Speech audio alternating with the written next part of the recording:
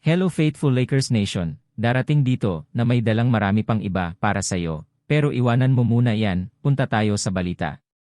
Sinagot ni Brooklyn Nets point guard Dennis Schroeder ang dating kasamahan sa Lakers na si D'Angelo Russell, na nagpahayag sa isang panayam kamakailan sa ESPN na ang kanyang dating kasosyo sa korte ang dahilan kung bakit hindi niya nakipagrelasyon si Coach Darvin Ham.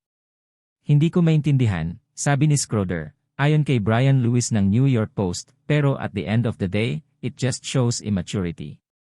You're not really mature if you're just keeping someone's name in your mouth and just talking. I don't understand.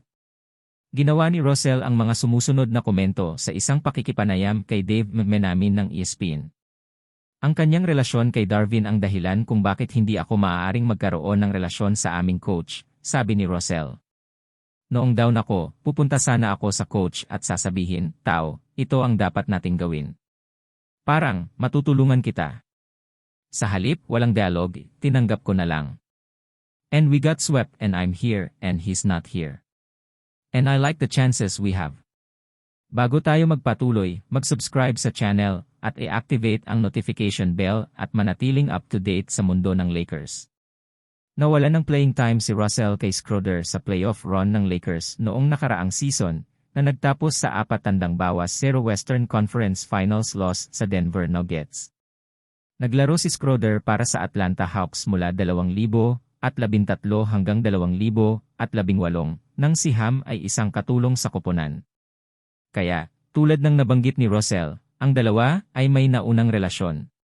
Iyon ay hindi naugnay ngayon dahil si Schroeder ay naglalaro para sa Brooklyn Nets. Samantala, may player option si Russell sa pagtatapos ng season na ito sa Lakers.